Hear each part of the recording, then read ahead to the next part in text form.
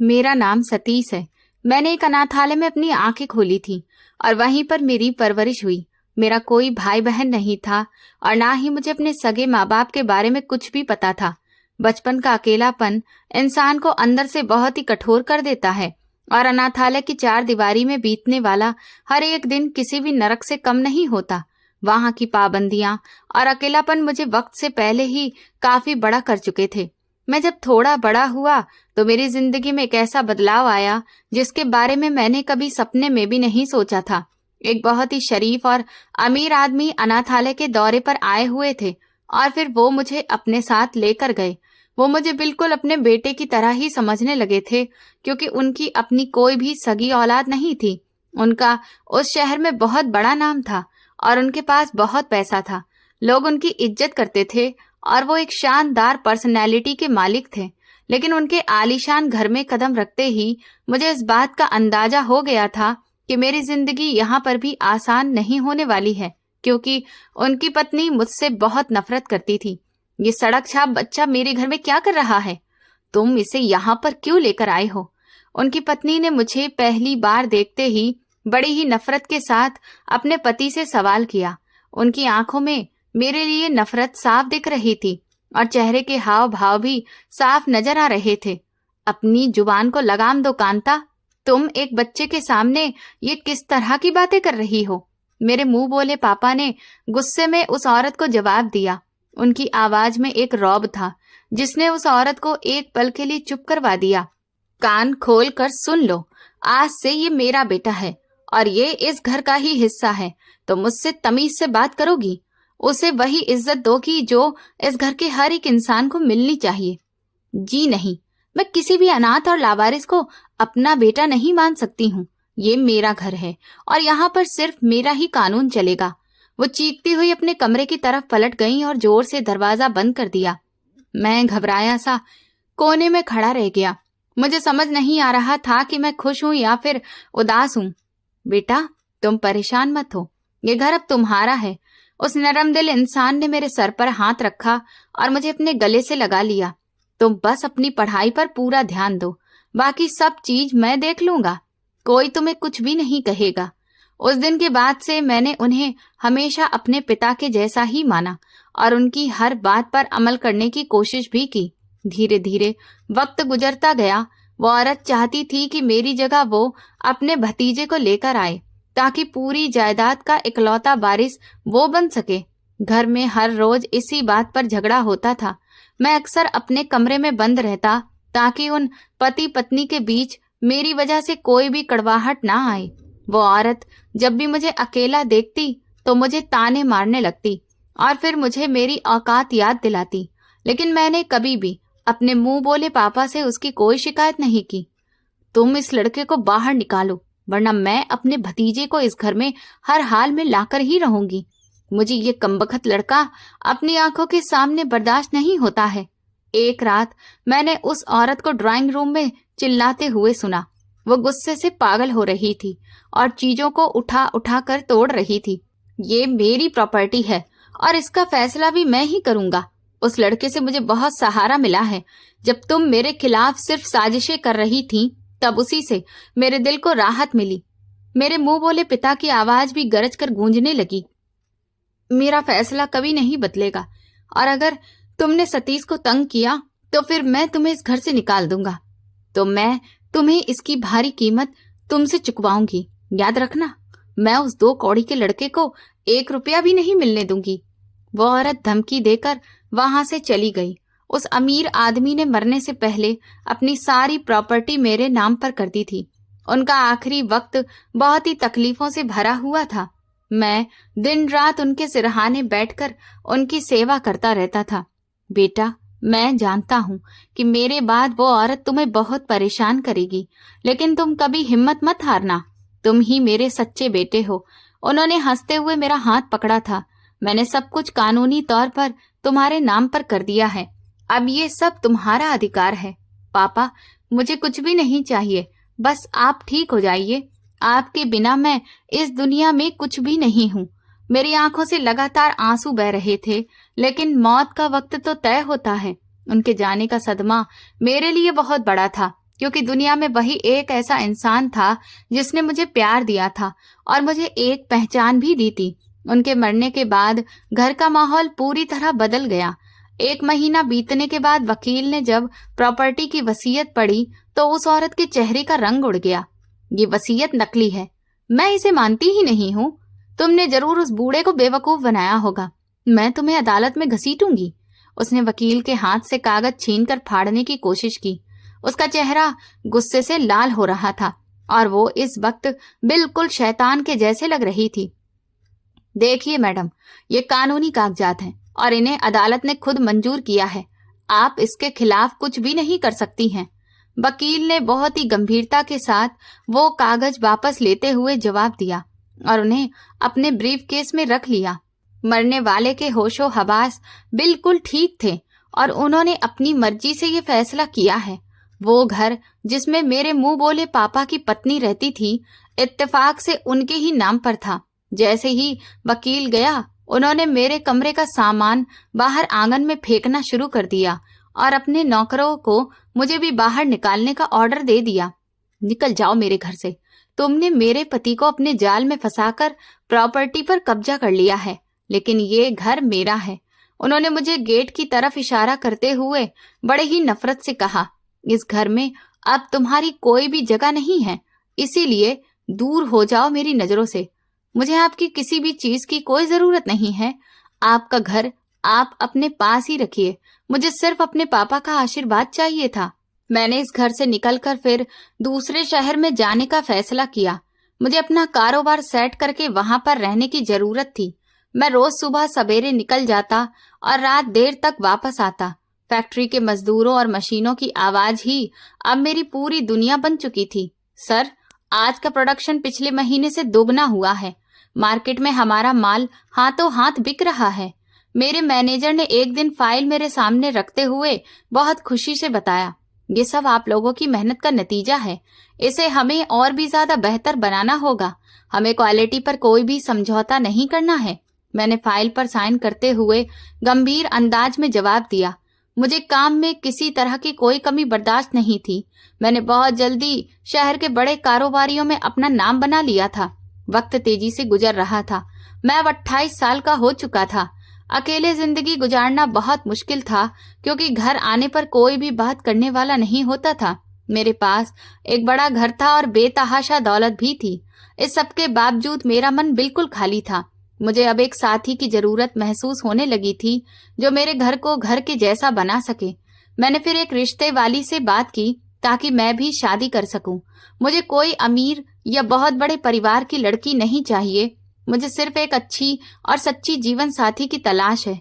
मैंने रिश्ते वाली आंटी को ऑफिस में बिठाकर साफ शब्दों में समझाया। मेरी नजर उनके चेहरे पर जमी हुई थी। मुझे एक पढ़ी लिखी और सुलझी हुई लड़की चाहिए, जो घर को अच्छे से संभालना जानती हो, जिसमें सादगी हो और वफादारी हो। मुझे झूठी शानो शौकत और दिखावे से बहुत नफरत है। आप बेफिक्र रहिए सतीश बेटा, मेरे पास एक बहुत ही अच्छी और खूबसूरत लड़की का रिश्ता है। वो आपकी पसंद पर पूरी तरह से खरी उतरेगी। उन्होंने मुस्कुराते हुए अपने बैग से तस्वीर निकाली और मेरे आगे बढ़ा दी। इस लड़की का परिवार शरीफ है, बस बेचारी हालात की मारी हुई है। उसकी सौतेली माँ ने उसका जीना मुश्किल कर रखा है। वो बच्ची बहुत ही दुख सहकर जी रही है। मुझे उसके हालातों से ऐसी कोई प्रॉब्लम नहीं है।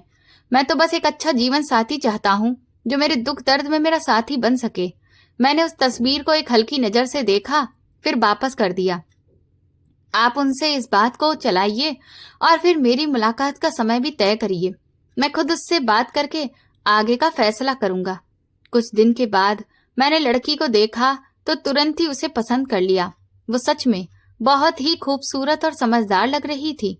हम दोनों को कमरे में अकेले में बात करने का मौका दिया गया, ताकि हम एक दूसरे को समझ सकें।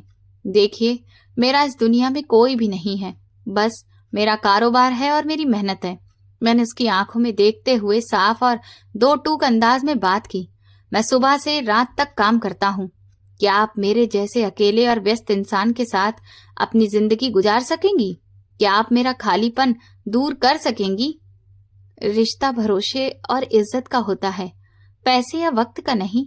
मैं सिर्फ सुकून चाहती हूँ। उसने नजर झुकाकर बड़ी ही धीमी और शांत आवाज में जवाब दिया, मुझे आप पर भरोसा है और मैं इस रिश्ते के लिए तैयार हूँ। बस मुझे इन बुरे हालातों से निकाल दीजिए। मेरी सौतेली माँ मुझे जिंदा नहीं रहने देगी। उसकी आवाज में एक प्रार्थना जैसी थी। आपको कभी किसी भी चीज की कोई कमी नहीं होगी, ये मेरा आपसे वादा है। मैं आपकी हर तरह की तकलीफ को अपना बना लूंगा। मैंने मजबूत अंदाज में उसे भरोसा दिलाया। उसकी एक बात ने मेरा दिल जीत लिया। फिर जल्दी ही हमारी शादी भी हो गई। उसने आते ही मेरे उस वीरान से घर को बहुत अच्छे तरीके से संभाल लिया। आप इतना काम मत किया करिए, अपनी सेहत का भी ख्याल रखा करिए। आप कितना थक जाते होंगे। वो रात को मुझे चाय का कप देते हुए बड़े ही प्यार से कहती। उसकी आवाज में फिक्र होती थी और आंखों में एक अजीब सी चमक जो मुझे सुकून देती थी। तुम्हारे आने से मेरी जिंदगी में सुकून आ गया है। अब काम की थकावट महसूस नहीं होती है। मैंने मुस्कुराकर कप पकड़ा और उसे जवाब दिया, तुमने इस बेजान से मकान को घर बना दिया है। अब मुझे यहाँ पर वापस आने की जल्दी होती है और बहुत सुकून भी मिलता है। ये तो मेरा फर्ज है और मेरी दुनिया तो आखिर आप ही हैं। मैं आपके बिना तो कुछ भी नहीं हूँ। वो मेरे पास बैठते हुए बड़े ही प्यार से जवाब देती। मेरी हर बात में वो हाँ में हाँ मिलाती। वो मेरे कपड़े प्रेस करती, मेरे लिए मेरा फेवरेट खाना भी बनाती है और मेरे आने का बेसब्री से इंतजार करती। मैं कुछ ही दिनों में उसे बहुत प्यार करने लगा था। मुझे ऐसा लगने लगा था जैसे मेरी जिंदगी की सारी कमी अब खत्म हो गई है और मुझे मेरी मंजिल मिल गई है। हम अक्सर रात को देर तक बातें करते रहते। वो मुझे अपने बचपन की बातें बताती और मैं उसे अपने कारोबार के किस्से सुनाता रहता। सतीश, मुझे कभी भी अकेला मत छोड़ना। मैं आपके बिना मर जाऊंगी। आपके अलावा मेरा कोई सहारा नहीं है। एक रात उसने मेरे सीने पर अपना सर रखते हुए अचानक घबराए हुए अंदाज में कहा, पागल हो गई हो तुम? मैं तुम्हें छोड़कर भला कहाँ जाऊंगा? अब सिर्फ मौत ही है जो हमें अलग कर सकती है। मैं हमेशा तुम्हारे साथ रहूंगा। मैंने उसके बालों में हाथ फेरते हुए उसे तसल्ली देने की कोशिश की। तुम मेरी जिंदगी का वो खूबसूरत हिस्सा हो जिसे मैं मरने के बाद ही भले भूल पाऊं। जब से मेरी शादी हुई थी, मेरे मुंह बोले पापा की पत्नी जो कि मुझसे नफरत करती थी, उनका कभी कभी आना जाना मेरे घर पर शुरू हो गया था। शायद उनके दिल में मेरे लिए जमी बर्फ थोड़ी सी पिघल गई थी। ये क्यों था मुझे समझ नहीं आता था, लेकिन शायद अब उनका बुढ़ापा आ गया था और आखिर कोई कब तक अपने दिल में नफरत पाल कर रख सकता था। ऊपर से मेरी पत्नी काफी अच्छे स्वभाव की थी। वो जब भी आती तो मेरी पत्नी उनकी खूब सेवा करती और शायद उसके सेवा भाव ने उनके दिल में मेरे लिए जो नफरत भरी थी उसे कम कर दिया था। खैर, जो भी था, मुझे इससे ज्यादा फर्क नहीं पड़ता था, क्योंकि अतीत में उन्होंने मेरे साथ जैसा बर्ताव किया था उसके बाद से मेरे दिल में उनके लिए अब कोई प्रेम भाव जाग नहीं सकता था। शादी के बाद मैं 5 महीने उसके साथ रहा। वक्त पंख लगाकर कब उड़ गया कुछ पता नहीं चला। मेरी जिंदगी में खुशियां ही खुशियां थीं, लेकिन फिर हालातों ने धीरे धीरे करवट बदली। मुझे अपने कारोबार के सिलसिले में एक प्रोजेक्ट के लिए दूसरे देश में जाना था। कोई और तो था नहीं जिसको मैं अपनी पत्नी के पास छोड़कर जाता। अभी पत्नी के वीजा और दूसरे जरूरी कागजात की वजह से मैं उसे अपने साथ लेकर भी नहीं जा सकता था। ये मजबूरी मेरे लिए बहुत ही दर्दनाक बन गई थी और मैं अब भयंकर मानसिक दबाव का शिकार हो गया था। मैं कुछ महीनों के लिए बाहर जा रहा हूँ और मुझे तुम्हारी फिक्र खाए जा रही है। तुम यहाँ अकेली कैसे रहोगी? मैंने एक रात बिस्तर पर लेटे हुए अपनी परेशानी बताई। मेरा दिल बहुत ही भारी था। आप परेशान न हो, मैं अपना ख्याल रखूंगी। आप अपने काम पर ध्यान दीजिए। उसने मेरा हाथ पकड़ते हुए तसल्ली दी, लेकिन उसके चेहरे पर परेशानी और डर साफ था। लेकिन अकेले इस बड़े से घर में मुझे थोड़ा डर जरूर लगेगा। आप जल्दी वापस आने की कोशिश कीजिएगा। मैं तुम्हें अपने साथ ले जाना चाहता हूँ, लेकिन वीजा की प्रक्रिया बहुत ही लंबी है और मेरी फ्लाइट अगले हफ्ते की ही है। मैं कुछ भी नहीं कर सकता। मैंने गुस्से में कहा, मुझे समझ नहीं आ रहा है कि क्या करूं। तुम्हें अकेला छोड़ना मेरे लिए बहुत मुश्किल है। आप अपना काम खत्म करके जल्दी आ जाइएगा। मैं यहाँ आपका इंतजार करूंगी और मैं हिम्मत के साथ रहूंगी। उसने मुझे मुस्कुराकर देखने की कोशिश की, लेकिन उसकी आंखों में आंसू थे जो वो छुपाने की नाकाम कोशिश कर रही थी। मैं फिर अपनी पत्नी से राय मशवरा किया कि वो मेरी गैर मौजूदगी में अकेली कैसे रहेगी, या मैं उसे किसी जानने वाले के पास में छोड़कर जाऊं। उसने मुझे फिर अपने मायके जाने का आइडिया दिया। मैं कुछ समय के लिए अपने मायके चली जाती हूँ, ये कहकर उसने मेरी तरफ देखा। कम से कम वहां बस मुझे अकेलापन तो नहीं होगा और मेरा वक्त भी गुजर जाएगा। नहीं, ये बिल्कुल ठीक नहीं रहेगा। मैंने तुरंत सख्ती से मना कर दिया। उसके मायके में उसकी सौतेली माँ थी जिसका बर्ताव उसके साथ कभी भी अच्छा नहीं रहा था। वो उसे नौकरानी की तरह रखती थी। तुम वहां नहीं जाओगी। मैं नहीं चाहता कि कोई भी तुम्हें परेशान करे या तुम पर ताने कसे। तुम इस घर की मालकिन हो और यहीं पर रहोगी। मैं कोई और इंतजाम करूंगा। तो फिर ऐसा करते हैं, आपकी मुंह बोली माँ को यहाँ बुला लेते हैं। मैंने उसकी ये बात सुनी तो मुझे ये भी ठीक नहीं लगा, क्योंकि क्या पता मेरी पीठ के पीछे अगर वो यहाँ रहें तो उनका भतीजा भी उनके बहाने इस घर में आने लगे, और मुझे उनकी तरफ के किसी भी रिश्तेदार पर कोई भरोसा नहीं था। इसीलिए मैंने इस बात के लिए भी साफ मना कर दिया। तो फिर मैं अकेली यहाँ कैसे रहूंगी? मुझे रात को डर लगता है। अगर कोई घर में घुस आया तो फिर क्या होगा? मैं यहाँ पर किसे आवाज दूंगी? उसके चेहरे पर डर साफ दिखने लगा था। उसने मेरे हाथ को मजबूती से पकड़ लिया। कोई भी नहीं आएगा। मैं ऐसा कोई रास्ता छोड़ूंगा ही नहीं। तुम मुझ पर भरोसा रखो, मैंने उसे तसल्ली देते हुए कहा। लेकिन अंदर से मैं खुद भी बेहद परेशान था। मैंने कुछ देर सोचा और फिर एक फैसला किया। मैं सोच रहा हूँ इस घर के लिए गार्ड रख लेता हूँ। दरवाजे पर गार्ड होगा तो फिर तुम भी सुरक्षित घर में रह सकती हो और मुझे भी तसल्ली रहेगी। मैंने उसे अपना प्लान बताया। लेकिन क्या किसी अजनबी पर इस तरह से भरोसा किया जा सकता है? आजकल तो हालात वैसे भी बहुत खराब हैं। लोग भरोसे के काबिल भी नहीं रहे हैं। उसने शक भरे अंदाज में सवाल किया। उसकी आंखों में शक और डर दोनों ही मौजूद थे। मैं पूरी तसल्ली करके ही किसी को रखूंगा, पूरे तौर पर इंक्वायरी कराऊंगा और फिर उसका सारा रिकॉर्ड भी चेक करूंगा। मैं उसे भरोसा दिलाने की कोशिश की। वैसे भी मेरी ना किसी के साथ दुश्मनी थी और ना ही किसी से मुझे कोई खतरा था, लेकिन फिर भी पत्नी के अकेले होने के डर से मैंने अगले ही दिन अखबार में एक एडवर्टाइजमेंट दे दिया कि मुझे गार्ड की जरूरत है, जो ईमानदार हो और अपना फर्ज बखूबी निभाने वाला हो और जिस पर आंखें बंद करके भरोसा किया जा सके। मैं इस बात से बिल्कुल अनजान था कि यह फैसला मेरी जिंदगी का कितना भयानक मोड़ साबित होने वाला था।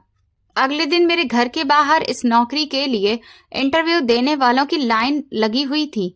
मैंने ड्राइंग रूम में बैठकर एक एक करके सबको बुलाना शुरू किया। मुझे एक ऐसा इंसान चाहिए था जो ना सिर्फ शारीरिक तौर पर ताकतवर हो बल्कि उसकी आंखों में ईमानदारी भी हो। मेरी पत्नी की सुरक्षा का मामला जो था, इसलिए मैं किसी भी तरह का खतरा मोल नहीं लेना चाहता था। तुम्हारा पिछला एक्सपीरियंस क्या है और तुमने वो नौकरी क्यों छोड़ी? मैंने सामने बैठे हुए एक आदमी को कड़ी नजरों से देखते हुए सवाल किया। मैं उसकी आंखों में सच्चाई की तलाश कर रहा था। साहब, वो मेरा पुराना मालिक बहुत कंजूस था, सैलरी वक्त पर नहीं देता था, इसलिए मैंने वहां पर काम छोड़ दिया। उसने इधर उधर देखते हुए बड़ी ही लापरवाही से जवाब दिया। उसके अंदाज में एक अजीब सा डर दिख रहा था। मुझे ऐसे लोग पसंद नहीं थे जो अपने पिछले मालिक की बुराई करें। तुम यहाँ से जा सकते हो। मैंने फाइल बंद करते हुए बहुत ही ठंडे और दो टूक अंदाज में उसे बाहर का रास्ता दिखाया। मुझे वफादार लोग चाहिए थे। इसके बाद 2 और लोग आए, लेकिन कोई भी मुझे अपने घर के लिए ठीक नहीं लगा। किसी की बातों में झोल था तो फिर किसी की आंखों में लालच साफ नजर आ रहा था। मैं थक कर कुर्सी की पीठ पर टेक लगाकर बैठ गया कि तभी दरवाजे पर दस्तक हुई। अंदर आ जाओ, मैं सीधे होकर बैठते हुए ऊंची आवाज में कहा। दरवाजा खुला और एक नौजवान अंदर दाखिल हुआ। उसकी उम्र लगभग 28 से 30 साल के आसपास रही होगी। शारीरिक कदकाठी से वो बहुत मजबूत था और चेहरे पर एक अजीब सी शांति और संजीदगी थी। वो बड़े ही सादगी से सामने की कुर्सी पर बैठ गया। मेरा नाम दिवाकर है साहब, मैंने अखबार में आपका एडवर्टाइजमेंट पढ़ा था। उसने नजर झुकाकर कायदे से अपनी बात की शुरुआत की। उसकी आवाज में ठहराव था जिसने मुझे काफी इम्प्रेस भी किया। तुम्हारा एक्सपीरियंस क्या है दिवाकर, और क्या तुम जानते हो कि ये नौकरी कितनी जिम्मेदारी वाली है? मैंने उसकी आंखों में ध्यान से देखते हुए सवाल किया ताकि उसके भरोसे को परख सकूं। मैं 5 साल तक एक सिक्योरिटी कंपनी में काम किया है और उससे पहले मैं कुछ समय तक आर्मी में भी रहा हूं। पारिवारिक मजबूरी की वजह से मुझे वापस आना पड़ा था। उसने मेरी आंखों में आंखें डालकर बिना किसी हिचकिचाहट के जवाब दिया, मुझे अपनी ड्यूटी की गंभीरता का पूरा अंदाजा है साहब। देखो, मैं एक जरूरी बिजनेस के टूर पर देश से बाहर जा रहा हूँ। मेरी पत्नी घर में अकेली होगी। मुझे दरवाजे पर एक ऐसा पहरेदार चाहिए जो अपनी जान भी दे दे, लेकिन किसी भी गैर को अंदर कदम न रखने दे। मैंने टेबल पर हाथ मारते हुए सख्ती से उसे अपनी शर्त बताई। मेरी जान चली जाएगी, लेकिन आपके घर की तरफ उठने वाली हर एक आंख और उठने वाले हर एक कदम को मैं तोड़ कर रख दूंगा। आप मुझ पर पूरा भरोसा कर सकते हैं। उसने सीने पर हाथ रखते हुए एक फौजी के अंदाज में मुझे यकीन दिलाया। मुझे ये लड़का एक बहुत ही शरीफ और किसी अच्छे परिवार का महसूस हो रहा था। इसका एक्सपीरियंस भी अच्छा था और उसकी बातों में सच्चाई थी। मैंने फिर और कोई सवाल नहीं किया और उसे नौकरी पर रख लिया। ये तुम्हारी एडवांस सैलरी है। कल सुबह 7 बजे तुम्हें गेट पर रिपोर्ट करना है। मैंने कुछ पैसे उसकी तरफ बढ़ाते हुए अपना फैसला सुना दिया। थैंक यू सर, मैं वक्त पर पहुंच जाऊंगा। उसने पैसों को पकड़ा और बहुत ही शुक्रगुजारी के साथ कमरे से बाहर निकल गया। अब मैं बेफिक्र होकर बाहर जाने के लिए तैयार हो गया। मुझे लग रहा था कि मैंने एक बहुत बड़ी मुश्किल को सॉल्व कर लिया है। शाम को मैंने अपनी पत्नी को भी इस बात के बारे में बता दिया। मैंने एक गार्ड को रख लिया है, बहुत ईमानदार और एक्सपीरियंस लड़का है। अब तुम्हें डरने की जरूरत नहीं है। मैंने रात के खाने पर उसे खुशखबरी सुनाते हुए कहा। मैं उसके चेहरे पर सुकून देखना चाहता था। ये तो अच्छी बात है, आपने मेरी एक बहुत बड़ी परेशानी खत्म कर दी। उसने मुस्कुराते हुए मेरी तरफ देखा, लेकिन उसकी मुस्कुराहट मुझे आंखों तक पहुंचती हुई महसूस नहीं हुई। अगले दिन सुबह 7 बजे दिवाकर ड्यूटी पर मौजूद था। मैंने उसे पूरे घर का चक्कर लगाया और उसकी लिमिट भी उसे समझाई। तुम्हारी ड्यूटी सिर्फ इस मेन गेट तक है। अंदरूनी हिस्से में तुम्हारा कोई भी काम नहीं है जब तक मालकिन खुद तुम्हें ना बुलाएं। मेन गेट के पास खड़े होकर उसे स्ट्रिक्ट इंस्ट्रक्शंस दिए। जी सर, मैं अपनी लिमिट में ही रहूंगा। आपको शिकायत करने का कोई मौका नहीं मिलेगा। उसने सर हिलाकर मेरी हर बात पर हाँ कह दिया। उन्हीं दिनों मैंने एक अजीब सी बात भी नोट की। जिस दिन से वो गार्ड नौकरी पर आया था, मेरी पत्नी का व्यवहार मेरे साथ बहुत बदल चुका था। वो जो मेरे घर आने का बेसब्री से इंतजार करती थी, अब मुझसे कटी कटी सी रहने लगी थी। शुरू में मुझे लगा शायद मेरे जाने की वजह से वो उदास है, लेकिन जल्दी ही मुझे एहसास हुआ कि ये उदासी नहीं बल्कि गुस्सा है। एक दिन छुट्टी थी, मैं सारा दिन घर पर था। मैंने सोचा उसका मूड ठीक करने के लिए उसे बाहर खाने पर ले जाऊं।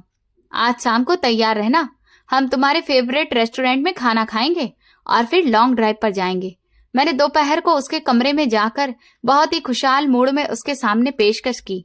मेरा सर बहुत तेज दर्द कर रहा है और मैं कहीं नहीं जाना चाहती हूँ। आपको जाना है तो अकेले चले जाएं। उसने अलमारी में कपड़े रखते हुए बड़े ही ठंडे अंदाज में जवाब दिया। उसने मुड़कर मेरी तरफ देखा तक नहीं। लेकिन मैं तो तुम्हारी खुशी के लिए कह रहा हूँ। कल मेरी फ्लाइट है और हमने पिछले कई दिनों से ठीक से बात भी नहीं की है। मैंने मायूसी से सोफे पर बैठकर अपनी तकलीफ उसे बताई। तो इसमें मैं क्या करूं? मैंने आपको बाहर जाने के लिए नहीं कहा था। ये आपका अपना फैसला है। वो अचानक से पलटी और ऊंची आवाज में मुझ पर बरस पड़ी। ना अब उसमें मुझे वो प्यार नजर आता था और ना ही वो मेरे बाहर जाने के लिए परेशान थी। उसकी आंखों में एक अजीब सा अजनबीपन था। मैं तुम्हारे और अपने भविष्य के लिए जा रहा हूँ। मैं वहां कोई आवारागर्दी करने या फिर घूमने फिरने नहीं जा रहा। मेरा पारा भी हाई होने लगा, लेकिन मैंने खुद पर कंट्रोल किया क्योंकि मैं जाने से पहले झगड़ा नहीं करना चाहता था। ऐसा करो, तुम आराम करो, मैं तुम्हें परेशान नहीं करूंगा। मैं कमरे से बाहर निकल आया। मेरा दिल अंदर से बहुत दुखी हो रहा था। जिस औरत के लिए मैं दिन रात मेहनत कर रहा था, वही मुझसे इतनी दूर हो गई थी। मैंने खुद को समझाया कि शायद ये वक्त ही ऐसा है, जब मैं वापस आऊंगा तो सब ठीक हो जाएगा। आखिरकार मेरे जाने का दिन आ गया। मैंने अपना सारा सामान पैक कर लिया था। फ्लाइट शाम की थी और मुझे दोपहर को ही घर से बाहर निकलना था। मैं पहले भी कई बार अपने बिजनेस टूर पर बाहर गया था, लेकिन पहली बार मुझे ऐसा महसूस हो रहा था कि जैसे मेरे शरीर का कोई खास हिस्सा मुझसे अलग हो रहा हो। एक अजीब सी घबराहट ने मुझे घेरा हुआ था। मैं जा रहा हूँ, अपना तुम ख्याल रखना, और घर से बाहर निकलने की जरूरत नहीं है। मैंने दरवाजे पर खड़े होकर उसे बाय बोला। मेरा दिल चाह रहा था कि वो मुझे गले लगाकर रोक ले, लेकिन वो तो पत्थर बनी खड़ी हुई थी। आप भी अपना ख्याल रखिएगा और पहुंचकर फोन कर दीजिएगा। उसने बस फॉर्मेलिटी से भरे हुए अंदाज में जवाब दिया और उसकी आवाज में कोई भी अपनापन नहीं था। मैंने गहरी सांस लेकर अपना बैग उठाया और फिर बाहर निकल आया। बाहर गेट पर दिवाकर पूरी सतर्कता से खड़ा था। मैंने गाड़ी में बैठने से पहले उसे अपने पास बुलाया। दिवाकर, मैं जा रहा हूँ। ये घर अब तुम्हारे हवाले है। किसी भी तरह की कोई भी गड़बड़ बर्दाश्त नहीं की जाएगी। मैंने उसे कड़ी नजरों से देखते हुए आखिरी बार चेतावनी दी। आप आराम से बेफिक्र होकर सफर करिए साहब। मैं आपके घर को अपना घर समझकर पहरा दूंगा। मालकिन को कोई भी तकलीफ नहीं होगी। उसने बड़े ही आज्ञाकारिता से सर झुकाया और मुझे भरोसा दिलाया। मैंने गाड़ी स्टार्ट की और एयरपोर्ट की तरफ चल पड़ा। बिजनेस के लिए बाहर तो जाना ही था, इसीलिए दिल पर पत्थर रखकर मैं जा रहा था। लेकिन सारे रास्ते अपनी पत्नी के बारे में सोचकर मैं परेशान रहा। मुझे उसका बदला हुआ व्यवहार अंदर ही अंदर खा रहा था। प्लेन में जब उड़ान भरी तो मैंने आंखें बंद कर ली और अपनी पत्नी का चेहरा अपने ख्यालों में लाने की कोशिश की। दूसरे देश में पहुंचते ही मेरा शेड्यूल बहुत ही ज्यादा व्यस्त हो गया। मीटिंग, फैक्ट्री के कई दौरे और फिर नए क्लाइंट्स के साथ मीटिंग्स। मेरे पास सांस लेने की भी फुर्सत नहीं बची थी। लेकिन इस सबके बावजूद भी मेरा दिमाग घर पर ही अटका हुआ था। मैं रोजाना रात को सोने से पहले गार्ड को फोन करता और घर का हाल चाल पूछता। हेलो दिवाकर, घर में सब कुछ कैसा है? कोई दिक्कत तो नहीं हुई ना? मैं होटल के बिस्तर पर लेटते ही फोन मिलाता। नहीं साहब, सब कुछ बिल्कुल ठीक है। मालकिन सारा दिन अंदर ही रही थी। मैंने गेट पर ताला लगाया हुआ है।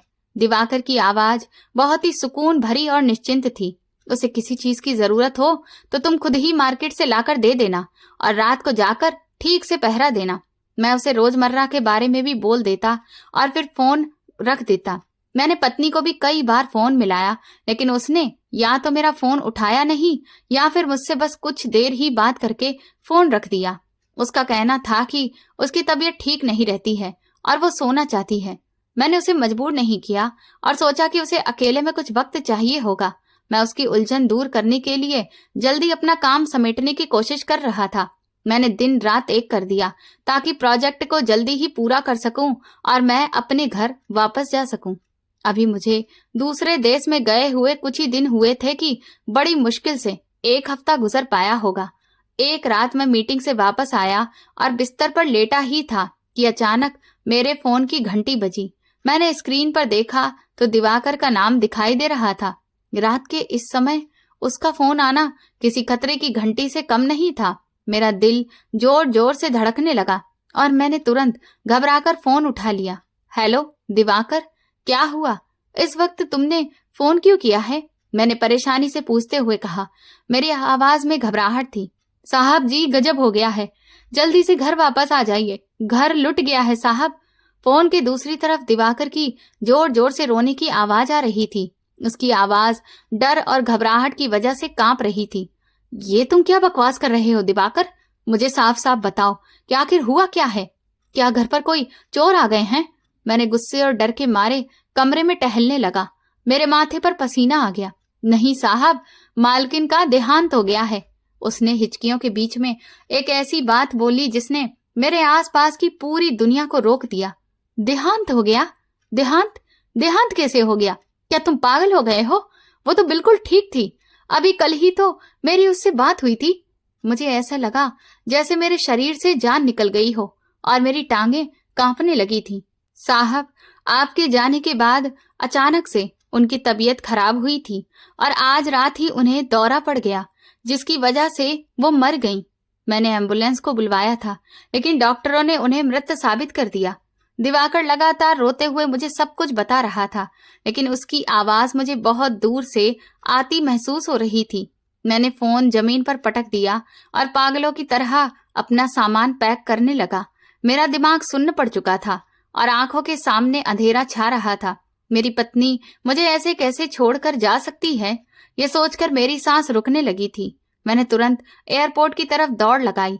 टैक्सी ड्राइवर को मैंने दुगने पैसे दिए और उसे गाड़ी तेज चलाने का ऑर्डर दिया। एयरपोर्ट पहुंचकर मैं सीधा टिकट काउंटर की तरफ भागा। मुझे अभी और इसी वक्त इंडिया वापस जाना है। कोई भी टिकट हो तो दे दीजिए, बस मुझे वहां पहुंचा दीजिए। मैंने काउंटर पर खड़े होकर क्लर्क पर चीखते हुए कहा। मेरी आंखें लाल थीं और आवाज में पागलपन दिख रहा था। सर, आप शांत हो जाइए, मैं अगली फ्लाइट चेक कर रहा हूँ। मुझे 2 घंटे के बाद एक फ्लाइट मिल सकती है। उसने घबराकर कीबोर्ड पर उंगलियां चलाते हुए जवाब दिया।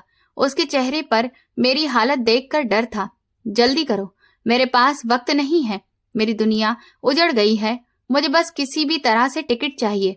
पैसों की कोई परवाह नहीं है। मैंने अपना क्रेडिट कार्ड उसके मुंह की तरफ बढ़ाते हुए गुस्से से कहा। प्लेन का सफर मेरे लिए किसी मुसीबत से कम नहीं था। खिड़की से बाहर फैले हुए बादल मुझे अपनी पत्नी के कफन की तरह लग रहे थे। सफर का एक एक पल मुझे बहुत भारी गुजर रहा था। मुझे ऐसा लग रहा था जैसे कि मैं भी ज्यादा दिन तक जिंदा नहीं रहूंगा। बहुत जल्द और बेचैनी के साथ मैं इंडिया वापस लौटा। एयरपोर्ट से बाहर निकलते ही गर्म हवा के थपेड़ों ने मेरा स्वागत किया, लेकिन मेरे अंदर की आग उस गर्मी से बहुत ज्यादा थी। मैं सीधा अपने घर की तरफ टैक्सी दौड़ाई। जब मैं अपनी गली में पहुंचा तो वहां का नजारा देखकर मेरी टांगों से जान ही निकल गई। मेरे घर के बाहर कुछ कुर्सियां पड़ी हुई थीं। गाड़ी रुकते ही मैं छलांग मारकर बाहर निकला। दिवाकर गेट के पास सर झुकाकर खड़ा था। उसे देखते ही मेरे अंदर का लावा फट पड़ा। क्या हुआ था और ये सब क्या है? दिवाकर ने बताया कि उसने तो मेरी पत्नी का अंतिम संस्कार कर दिया। ये सुनते ही मुझे एक और गहरा झटका लगा। तुम पागल हो गए हो क्या? तुमने मेरा इंतजार क्यों नहीं किया? मैंने तुम्हें यहाँ पर पहरेदारी के लिए रखा था, ना कि मेरी पत्नी की मौत का फरिश्ता बनने के लिए। मैंने उसके गिरेबान को पकड़कर झंझोड़ते हुए सवाल किया। मेरा गुस्सा आसमान पर था और हाथ कांप रहे थे। साहब, मुझे माफ कर दीजिए, मैं बहुत मजबूर था। अस्पताल वालों और पुलिस वालों ने कहा कि बॉडी को ज्यादा देर तक नहीं रख सकते हैं और आपके आने में तो बहुत वक्त लग रहा था। दिवाकर ने नजर चुराते हुए भर्राई आवाज में जवाब दिया। उसके चेहरे पर हवाइयां उड़ रही थीं।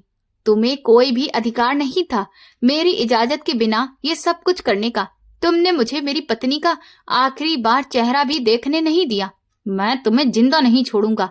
मैंने उसे जोरदार धक्का देकर जमीन पर गिरा दिया और दहाड़ मारकर रोने लगा। साहब, मैंने जो कुछ भी किया है आपके भले के लिए किया है। बॉडी खराब हो रही थी। मैं मालकिन की हालत इस तरह से नहीं देख सकता था। वो जमीन पर बैठे बैठे गिड़गिड़ाया और हाथ जोड़कर सफाई देने लगा। मैं उसकी बकवास अब और ज्यादा नहीं सुनना चाहता था। मैं भारी कदमों के साथ घर के अंदर गया। ड्राइंग रूम में मोहल्ले की कुछ औरतें वहां पहले से ही बैठी हुई थीं। हवा में एक अजीब सी उदासी पसरी थी। घर का वो कोना जहां मेरी पत्नी मुस्कुराकर मेरा स्वागत करती थी, आज वहां मातम पसरा हुआ था। अचानक मेरी नजर सामने बैठी एक औरत पर पड़ी। वहां पर मेरी मुंह बोली आंटी की पत्नी भी मौजूद थी। उन्होंने मुझे देखते ही अपने आंसू पोंछे और मेरी तरफ बढ़ी। उनके चेहरे पर गंभीर संवेदना थी। बेटा, मुझे बहुत अफसोस हुआ। जो भी हुआ बहुत बुरा हुआ। भगवान तुम्हें हिम्मत दे। उन्होंने मेरे कंधे पर हाथ रखा और बड़े ही हमदर्दी भरे अंदाज में बोली। मेरा सब कुछ खत्म हो गया है। मैं तो उसे अकेला छोड़कर जाना ही नहीं चाहता था। मैंने अपने हाथों से अपना घर उजाड़ दिया। मैं सोफे पर गिरकर पागलों की तरह रोने लगा। मेरी आवाज गले में फंस रही थी। आज तक मैंने बहुत कुछ कहा और बहुत दुश्मनी निभाई तुम्हारे साथ, लेकिन सच कहती हूँ, आज तुम्हारा दुख सुनकर मुझसे रहा नहीं गया बेटा। वो मेरे पास बैठ गई और उनकी आंखों में भी आंसू थे। जो भी था, तुमने मेरे सामने मेरे घर में परवरिश पाई है। मेरे पति तुम्हें बहुत चाहते भी रहे हैं। मैं तुम्हारा दर्द अच्छे से समझ सकती हूँ, क्योंकि मैं भी तो अपने पति को खो चुकी हूँ। ना जाने क्यों आज मैं उनके गले लगकर खूब रोया। मुझे मेरा सब कुछ छिन गया था। मेरी प्यारी पत्नी मुझे अकेला छोड़कर चली गई थी। मेरा दिल खून के आंसू रो रहा था और मुझे उस वक्त एक माँ के कंधे की जरूरत थी, चाहे भले ही मेरे और उनके बीच में कड़वाहट क्यों न रही हो। हम काफी देर तक रोते रहे। फिर उन्होंने मुझे संभाला और मेरे चेहरे पर हाथ फेरा। तुम्हें हिम्मत रखनी होगी बेटा। लेकिन एक बात है जो मुझे बहुत परेशान कर रही है, जो मैं तुम्हें बताना जरूरी समझती हूँ। उन्होंने अचानक धीमे अंदाज में इधर उधर देखते हुए कहा, आखिर क्या बात है? आप क्या कहना चाहती हैं? अब और क्या बाकी रह गया है?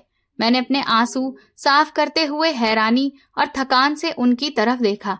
बेटा, मुझे तो ये खबर बहुत देर से मिली और जब तक मैं आई तब तक तो तुम्हारी पत्नी का अंतिम संस्कार हो चुका था।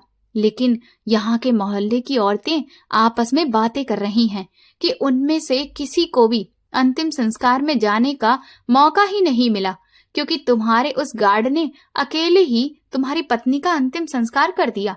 भला ये कैसे हो सकता है? और उसकी इतनी हिम्मत कैसे हुई कि उसने किसी को भी शामिल नहीं किया? उन्होंने मुझ पर एक भयंकर खुलासा किया था। उनकी आंखें मुझे ध्यान से देख रही थी। आप ये क्या बकवास कर रही हैं?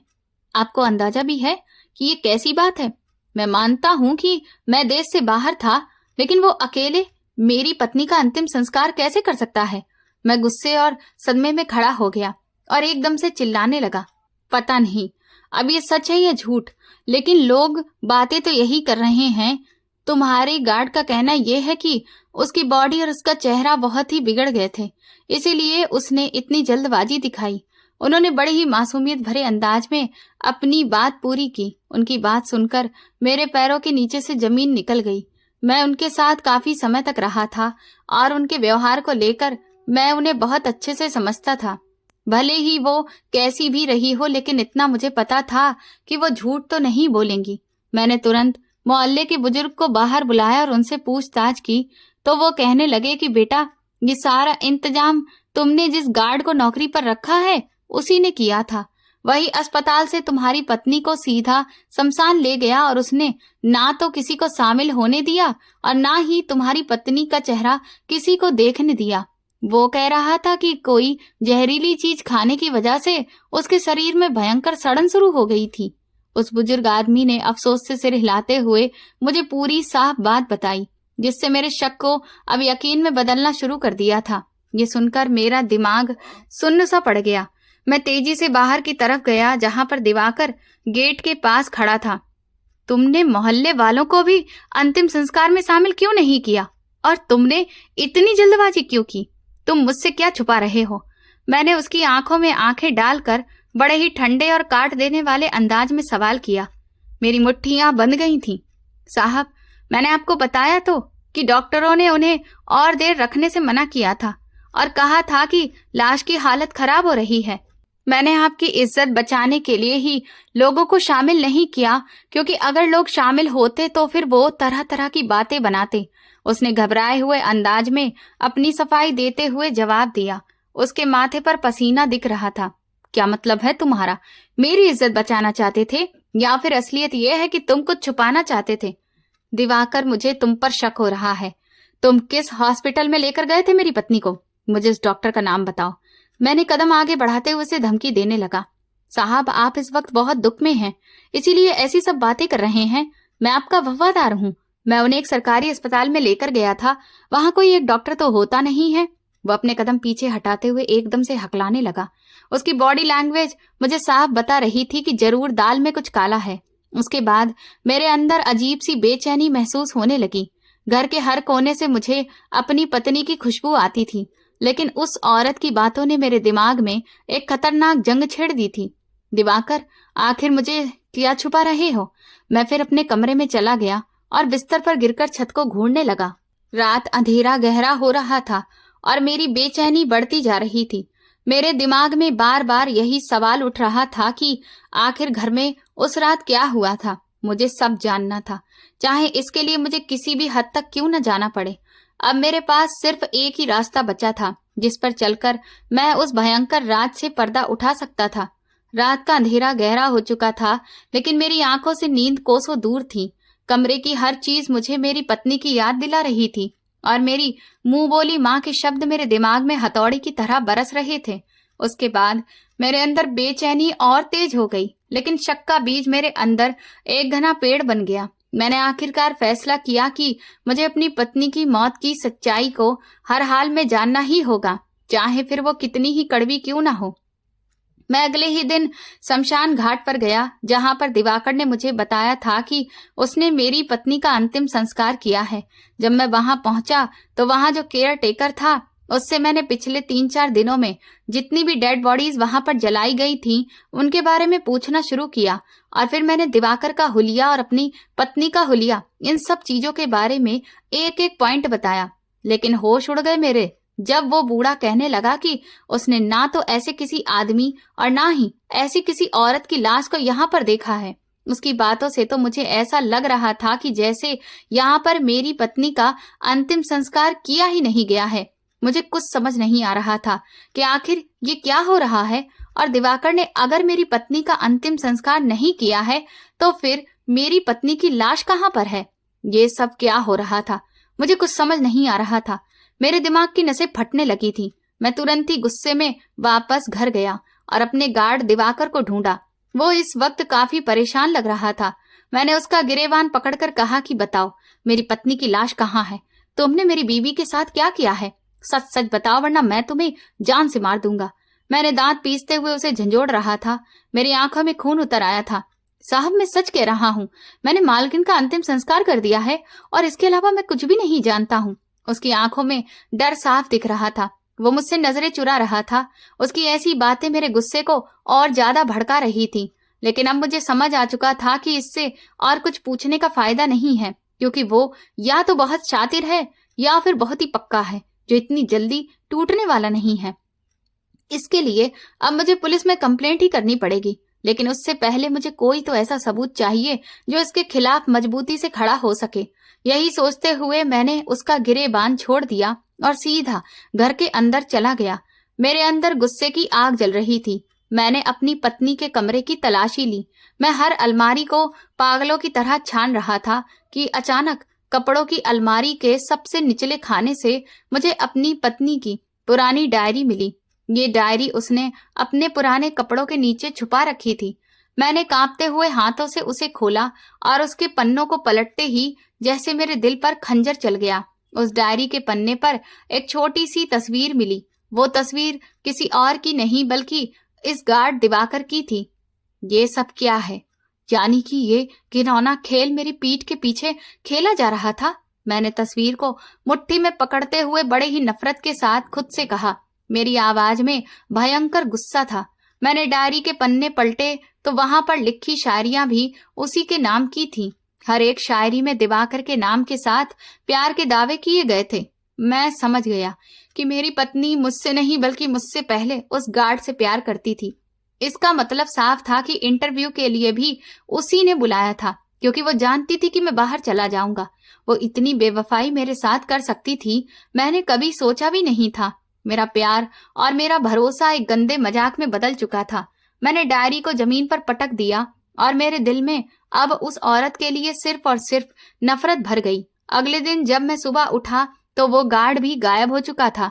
उसका इस तरह से फरार हो जाना इस जुर्म का सबसे बड़ा सबूत था। अब मेरा शक और ज्यादा गहरा हो गया कि जरूर ये दोनों मिलकर मेरी प्रॉपर्टी को हड़पना चाहते थे और इसीलिए ये सारा ड्रामा रचाया गया है। मैंने बिना किसी हमदर्दी के सीधा पुलिस स्टेशन का रुख किया।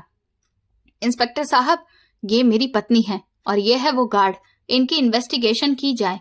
मुझे ये दोनों सलाखों के पीछे चाहिए। मुझे पूरा यकीन है कि मेरी पत्नी जिंदा है। मैंने डायरी और दिवाकर का आइडेंटिटी कार्ड इंस्पेक्टर की टेबल पर पटकते हुए ठंडे अंदाज में कहा। मैंने पुलिस में रिपोर्ट दर्ज करवाई और उस गार्ड पर धोखाधड़ी का केस करवा दिया और अपनी पत्नी के अगवा होने का इल्जाम भी उसके सिर पर ही लगा दिया, ताकि पुलिस उसे हर हाल में ढूंढ निकाले। मेरा मकसद अब सिर्फ इंसाफ नहीं था बल्कि बदला था। वो कई दिनों से छुपा हुआ था।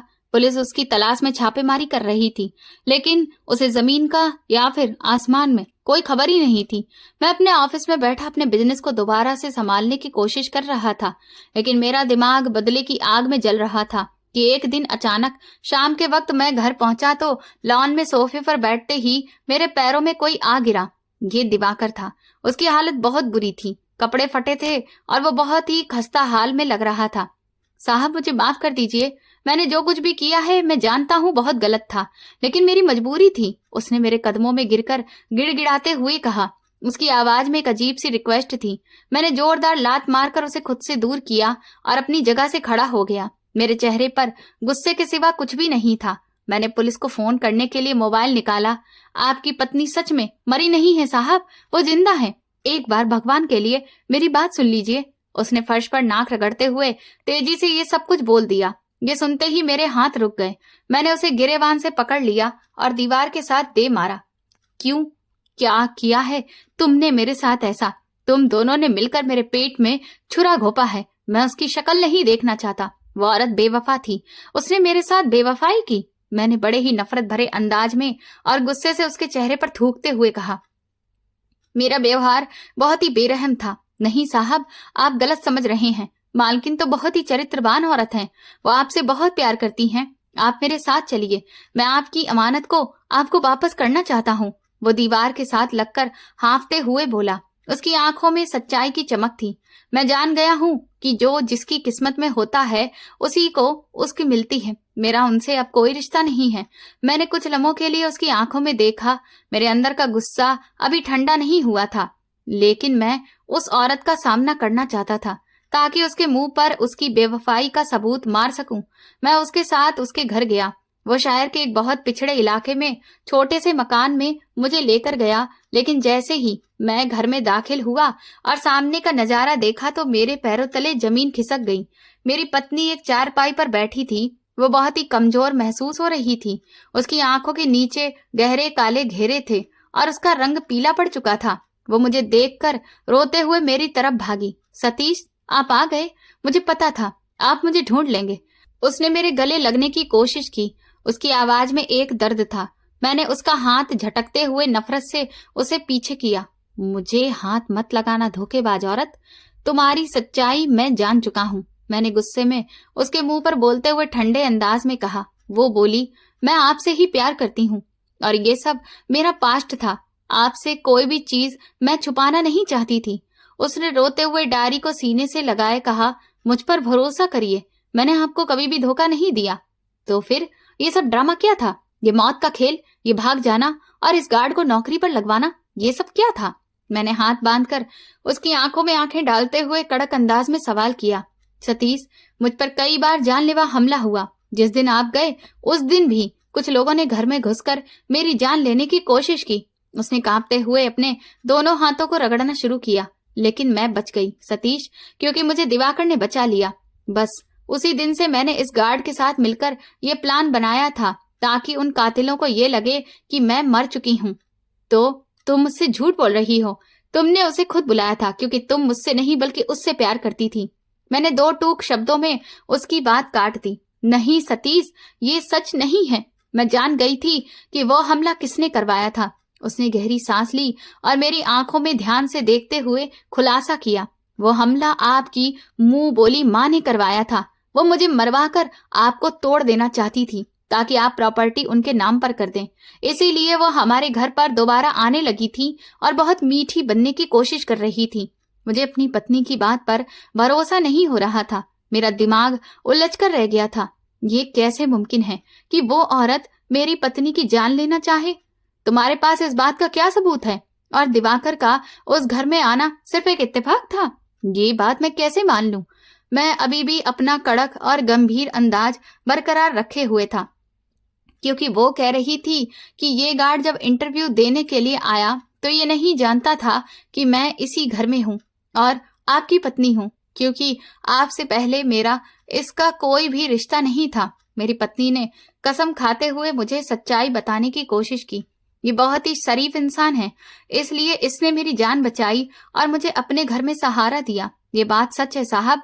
मैं मालकिन को वहां देखकर खुद हैरान रह गया था। हम बरसों पहले अलग हो चुके थे। मैं सिर्फ अपनी ड्यूटी कर रहा था। दिवाकर ने आगे बढ़कर सच्चे अंदाज में सफाई पेश की। मैं अभी भी किसी पर भरोसा करने को तैयार नहीं था। मैंने सबूत मांगा। मेरी पत्नी ने दिवाकर को इशारा किया। दिवाकर ने एक यूएसबी निकालकर लैपटॉप में लगाई। जब मैंने उस खुफिया कैमरे की फुटेज देखी तो उसके बाद मुझे अपनी पत्नी की बातों पर भरोसा हो गया। उसमें साफ नजर आ रहा था कि कुछ नकाबपोश घर में घुसे थे और फिर उन्होंने मेरी पत्नी पर हमला किया। दिवाकर ने अपनी जान पर खेलकर उन्हें रोका और उन्हें मार मार कर वहां से भगा दिया, लेकिन उन लोगों ने मालकिन को मारा था, जिस वजह से वो बेहोश हो गई थी और उन्हें यही लगा कि वो शायद मर गई हैं। इसी बात का मालकिन ने फायदा उठाया और फिर इस नाटक को जारी रखा और हमने सबको यही दिखाया कि सच में मालकिन अब इस दुनिया में नहीं रही। ये सब सुनकर मैं तो दंग रह गया था। मैंने उससे कहा कि लेकिन तुम्हें ये सब नाटक करने की जरूरत ही क्या थी? तुम मुझे सीधा डायरेक्ट भी तो बता सकती थी ना। वो कहने लगी कि क्योंकि मैं आपकी जान को खतरे में नहीं डालना चाहती थी। मुझे लगा कि आज अगर उन्हें ये पता चलेगा कि उनका प्लान कामयाब नहीं हुआ है और मैं मरी नहीं हूं, तो वो शायद फिर अपना अगला निशाना आपको बनाए और मैं आपको कुछ भी नहीं होने दे सकती थी। इसीलिए मैंने ये नाटक किया ताकि उन्हें कम से कम इस बात की तसल्ली हो जाए कि उनका प्लान कामयाब हो गया है और फिर जब आप इंडिया लौटेंगे तो वो आपको अपना निशाना नहीं बनाएंगे, क्योंकि उन्हें अपना प्लान कामयाब होते हुए दिखेगा। मुझे बस सही वक्त का इंतजार था जब मैं खुद आपके सामने आती, जब वो लोग थोड़ा सा निश्चिंत होकर शांत बैठ जाते। इसीलिए इतने दिन से दिवाकर आपको कुछ भी नहीं बता रहा था। जब उसने मुझे ये सब बताया तब मुझे समझ आया कि मेरी मुंह बोली माँ क्यों मुझसे इन सब बातों को लेकर पूछताछ कर रही थी कि मोहल्ले वाले मेरी पत्नी के अंतिम संस्कार में शामिल क्यों नहीं हुए, क्योंकि वो इस बात को पक्का कर लेना चाहती थी कि हाँ सच में मेरी पत्नी मर गई है या नहीं, ताकि वो खुशियां मना सके। ये सब सुनने के बाद मेरा सारा गुस्सा एकदम जाग की तरह बैठ गया। तभी मेरी पत्नी के पास रखा मेरा मोबाइल बजने लगा। उसने कांपते हाथों से फोन उठाकर स्पीकर पर कर दिया। इसके बाद एक फोन कॉल जो मुझे अपनी मोबली माँ के भतीजे की तरफ से आई थी वो सुनाई दी। उसने मेरे बाकी सारे शकों को भी दूर कर दिया। तुम्हारी पत्नी जहां भी मर्जी छुप कर बैठ जाए सतीश, तुम दोनों को मैं एक ही निशाने पर लेकर मारूंगा। तुमने मेरी बुआ की प्रॉपर्टी पर कब्जा किया है, मैं तुम लोगों को जिंदा जला डालूंगा। उसकी जहरीली और धमकी भरी आवाज कमरे में गूंजी। अब किसी सबूत की कोई जरूरत नहीं थी। मैंने फोन काट दिया और वो लैपटॉप और वीडियो अपने कब्जे में ले लिया। मैंने बिना वक्त गवाए सारे सबूत पुलिस को दिए। पुलिस ने तुरंत ही एक्शन लिया। रातों रात छापा मारा गया और मेरी वो मुंह बोली माँ और उसका भतीजा गिरफ्तार हो चुके थे। उनके कब्जे में वो सारे सबूत मिल गए जिससे ये साबित हो रहा था कि उन्होंने मेरी पत्नी पर हमले करवाए थे और फिर पूछताछ में उन्होंने अपने जुर्म को खुद ही कबूल कर लिया था। ये सब खत्म होने के बाद मैं वापस दिवाकर के घर गया। मैंने उसको धन्यवाद कहा कि तुमने मेरी पत्नी की जान बचाकर मुझ पर जो एहसान किया है वो मुझसे कभी भी नहीं भूलूंगा। मैंने उसे गले लगाते हुए कहा और उसे एक भारी रकम इनाम के तौर पर भी दी। मेरी पत्नी का पास्ट क्या था मुझे उससे कोई भी मतलब नहीं था।